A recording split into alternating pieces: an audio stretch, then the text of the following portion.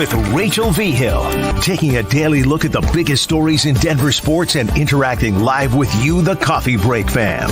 So sit back, relax, grab a cup of Joe, and enjoy your coffee break. Here's your host, Rachel V. Hill. We're going to be talking about the Denver Nuggets, but I just got to fill you in on this because I do find it to be a little bit funny. No power at Family Sports, which, as you did not know, that's what the Colorado Avalanche practice, as the game group foe tomorrow was likely about to hit the ice. So that just made me laugh, is that they're here to get on the ice for a little bit. And unfortunately, there's no power down there at Family Sports. There is power over at Ball Arena, though, where the Nuggets are doing their media day. I cannot believe basketball is almost back.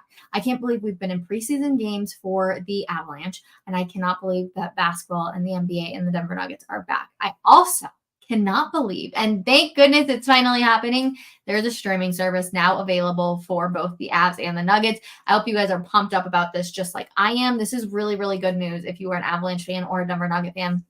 Essentially, there's going to be a streaming service, $19.95, called Altitude Plus. You can download it and watch it on your tablet or on your phone, and you get every single non-national game on that phone or tablet, which is awesome. So $20 a month for the entire season. For the entire season. So obviously a couple of $20 bills right there. I don't want it to be like $20 for the whole season. I hope that made sense in my head, just like it did for yours. Wanted to explain. But there will also be, if you do not want to pay it, but you still want to be able to watch more of the games, you can also pay, or you can tune in to Channel 9 and Channel 20, and there will be 20 Avalanche games and 20 Nuggets games available on Channel 9. And then, of course, you have the national games as well. So if you don't have Comcast, there are still options. If you do not want to change over to DirecTV or Fubo or Spectrum, there's more options now, more than ever, for the Denver Nuggets and for the Colorado Avalanche. I'm actually curious, and please let me know in the comments.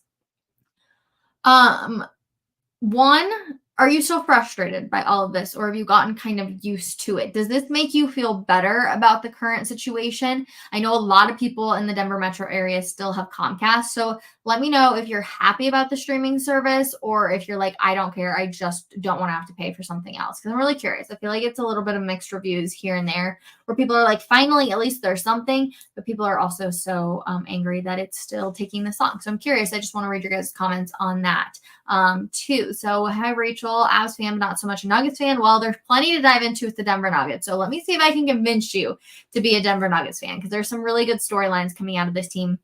And of course, there's an opportunity for them to go out there and win another championship. Last year was not the year for them. They tried too hard to get the number 1 seed. It seemed like they were tired. You know, there's some rumors, and sometimes I wonder if it is one of those things where there's truth to be, you know, being what's reported from behind the scenes with management and Michael Malone not getting along. The fact it took Jamal Murray so stinking long to sign his contract extension has me going like this, just a little bit. Obviously, he signs at $209 million. He'll be here for the next couple of years, which is great. But I do wonder, I'm like, maybe there is a little bit of something to that for sure. Okay, let's dive into it though. Last week, I went on a really big rant. And I'm talking probably a 10-minute rant about the fact that people were angry at Bo Nix, the Denver Broncos quarterback. They were pissed off at Bo Nix because he was giving short answers. And I was like, this is really what we're critiquing right now, is the fact that he's giving short answers. Yes, I get it. He's a quarterback. He's the leader of this team. He's supposed to be giving thoughtful answers. And he does, I would say 70 to 75% of the time. Bo Nix does, okay? So I went on this whole rant because I was like, I can't believe we're even complaining about this. This is insane. And I bring this up because of the fact that if Broncos fans watched Jamal Murray press conferences, they would probably lose their freaking minds at the leader of the team, who just really, doesn't answer questions. I mean, he does, but it is very, very short. Like, every single answer seems to be short. There seems to be very little thought process that goes into any of them. And so it's frustrating. And I feel like this is how people felt when it was Bo. But Bo gives good answers to other questions. Jamal just doesn't. And I was like, come on. Jamal, give us something. There was one thing, though, that did impress me about Jamal Murray, despite his lack of answers in his press conferences, is he spoke to the team ahead of time. And it was really nice. And he said, we can rest later. we're very lucky to be in this situation and be able to sit here and have a GM that has built together a team and have the monies to build together a team that can go out there and win a championship. We're lucky to have players like this who can go out there and win a championship. And I think that's so cool. Really, from Jamal Murray, I have no doubt that Jamal Murray is a good guy in the locker room. I have no doubt about that. I think that all of the guys love him. I think that they respect him 100%. So I have no doubt in my mind that there was a lot of respect and listening when it came to him going out there and saying, you know what, we have the opportunity right now to still win another championship. And Michael Malone said that there's like 5 more years, or Calvin Booth and them said there are 5 more years for them to be in that championship window with Jokic still in his prime. But for Jamal Murray to talk to his teammates and say, we can do it again, but we need to rest later. We need to put in the work now. We know what it takes to be able to win a championship, and it's hard to win back-to-back championships, and that's the truth. I think that's really, really cool for Jamal Murray to do that. And it was nice to hear, that come out of his mouth. And overall, it just gave me good vibes on Jamal. I was like, okay. I was like, I see you. I don't appreciate the fact that you're like throwing the media off and barely giving us anything to talk about. But I did appreciate hearing that story. And I think it's pretty cool that they're going to, hopefully buy into the guy who is your leader, who just got a nice fat paycheck. And hopefully he's able to stay healthy and all that jazz. So I still wonder the beef behind that. Like, interesting, Jamal. Why did it take you so long to sign that contract? What is the language in that contract? Did you change anything in that contract? I've got just like a lot of questions about the contract thing. Somebody said, is Jamal's issues with Booth or Malone? I still think that Booth is the headache. Okay, so let's talk about this just a little bit. First of all, I do not think that it is Michael Malone at all. Story that I always remember when it comes to Jamal Murray, and it's like a really sweet story, was Jamal, when he got injured again, out of the bubble, he went into Malone's office and apparently he was teary-eyed and he was crying and he was like, are you going to trade me? And Malone said no. And he wanted so badly to be a Denver Nugget. And that story just like still sticks out in my head to this day. Like, him and Michael Malone have such a bond. And we've seen Michael Malone, show that fatherly love to Jamal Murray. And I think that that's really shined a lot. And so it's just one of those things where I don't think that it's Malone and Jamal. I do think that it's more Malone and Booth, and how Booth really wants to go young and to build this team young. And Michael Malone's such a veteran guy. He loves his older guys. He loves his veterans, and he probably wants more of that.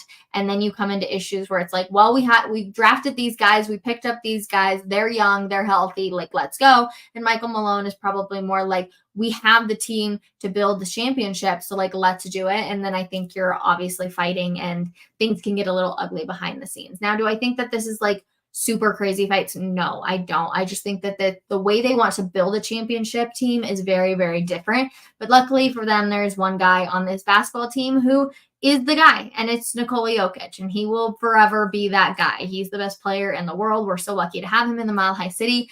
Jokic is so funny because, first of all, the beard. I wish I had a picture of the beard. If I could get a picture of the beard, I totally would.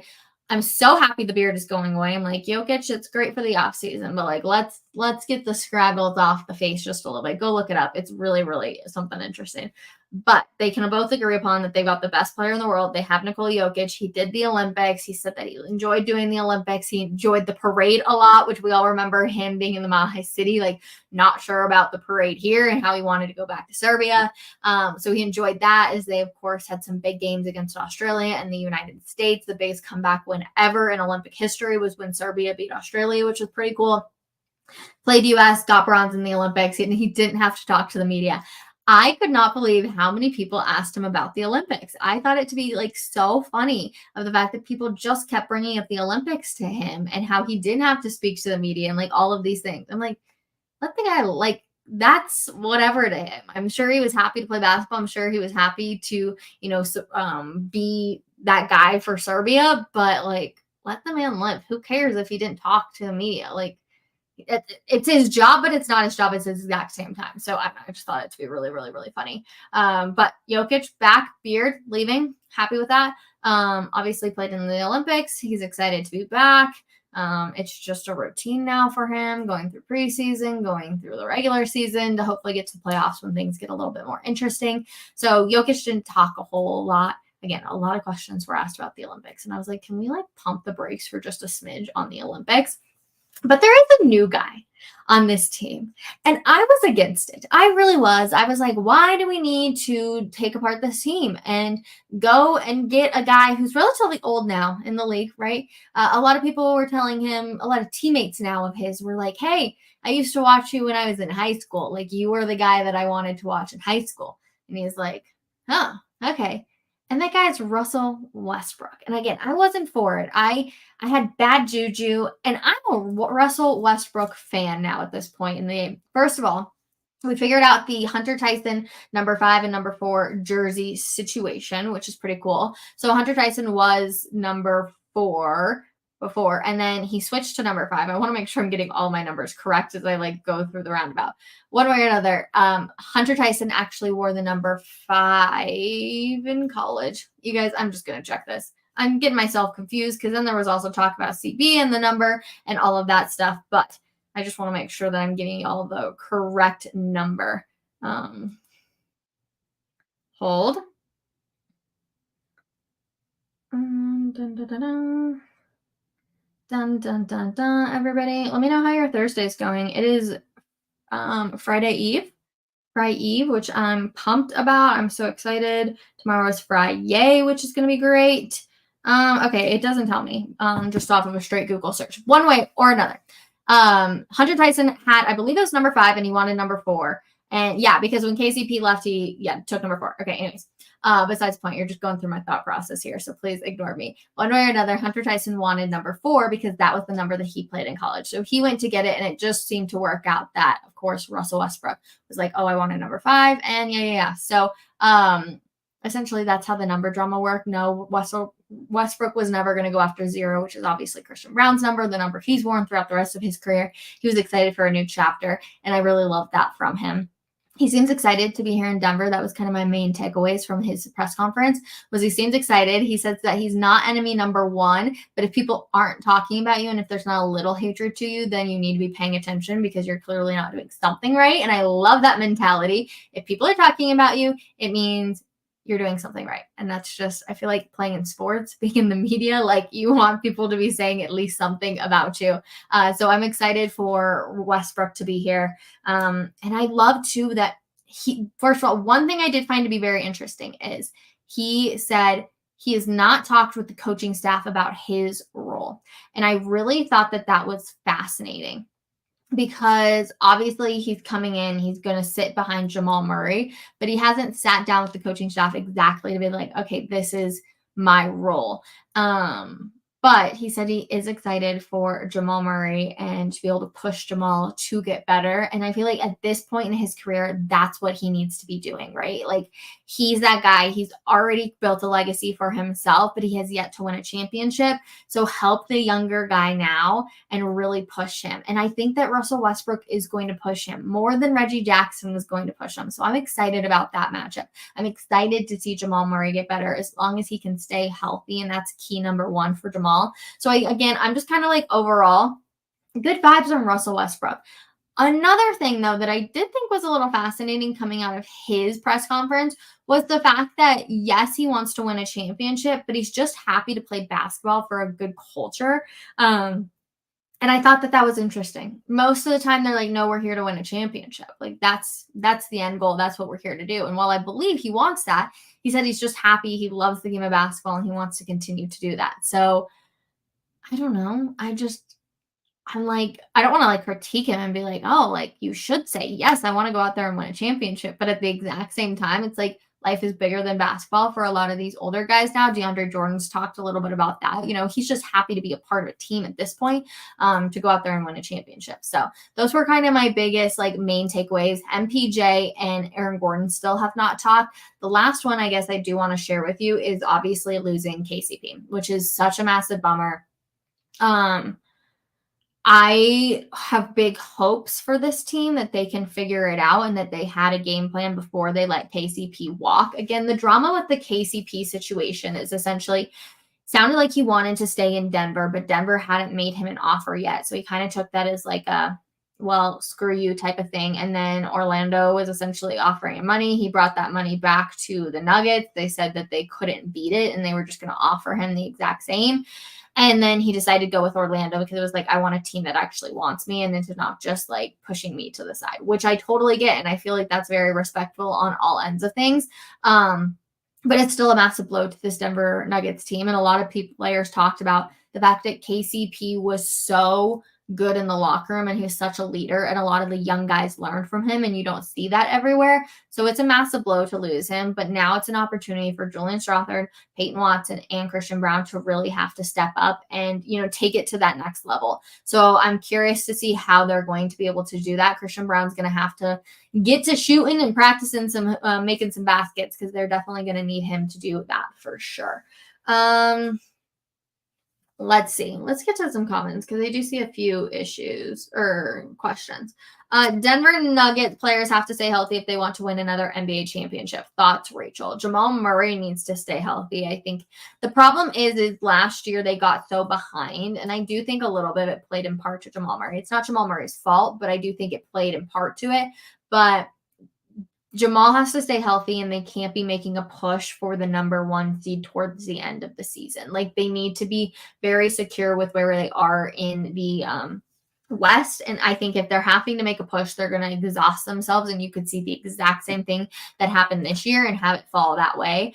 But I mean, if they stay healthy, then who knows? If Nikola Jokic, I don't want to say he has to carry him on his back, but he kind of does. And Jamal has to be better in the playoffs. Yes, I know he had the buzzer beater than the last second shots, but he has to be better. He has to show up, not just in the second half or in the final minutes of the game. He needs to do it pretty much like from the get-go. We need him to show up in the playoffs for sure. It's like the regular season's so funny, and the preseason especially, because this team's good and you're like 99% positive they're going to make the playoffs. So you're like, all right, let's just get to the playoffs right now. Like, that's what you play for. But there are so many basketball games that need to be played for, or that need to be played way before that. So it's like, all right, here's the grind, here's the push. And the NBA and NHL season are both so dang long. I give them props every single time. I give props to all of the reporters that cover every single game day in and day out, because it's definitely a grind. Let's see.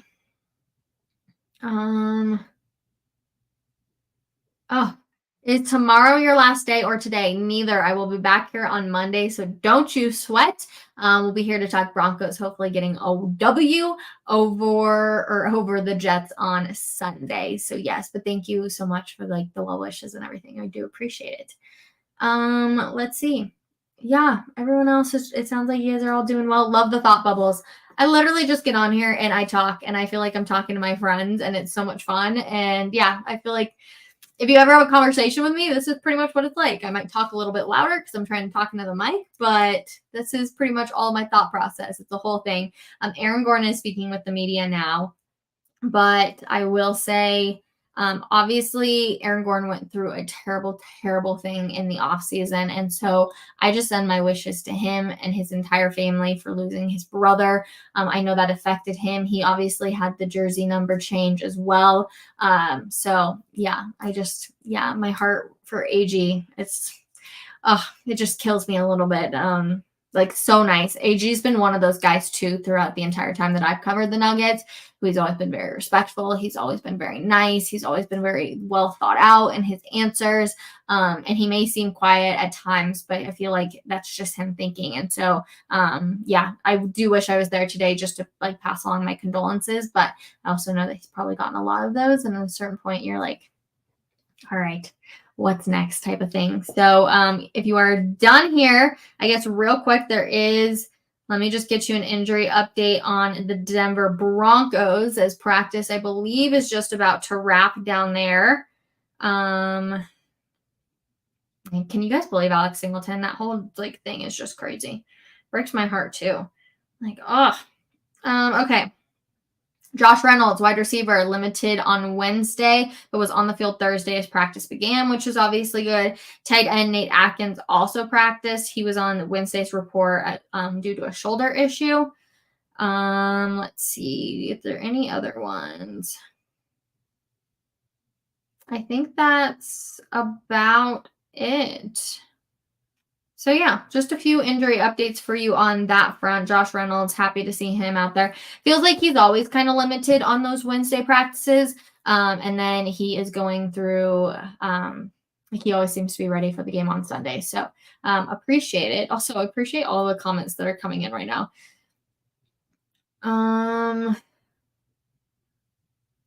Let's see. Real quick on the Nuggets. Scary thing I see is we are in a 7-year window with number ones till 2031.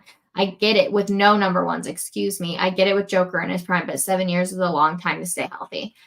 I'm going to realistically say that the Denver Nuggets championship window is the next 2 years.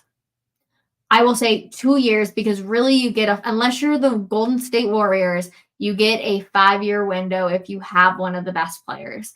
And the Nuggets obviously got their championship. Well, the year before, I mean, they were in the window too. It was like right there. That's how we all knew it was like next year's the year.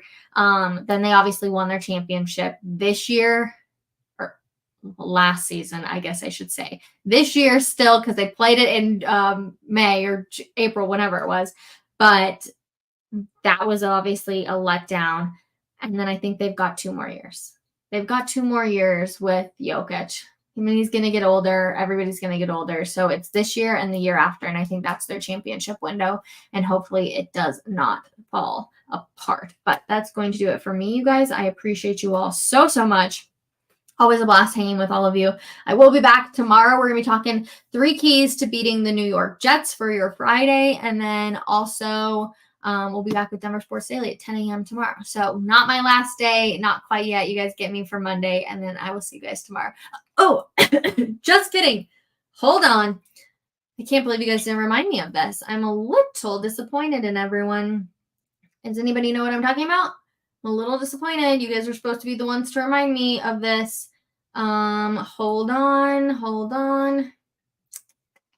Who forgot?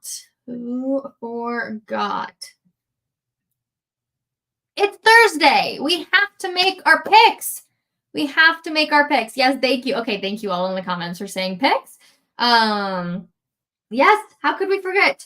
We're not doing too hot. We got 26 of 48. That's not fantastic. Let's just go back last week to see how we did. I missed Cleveland.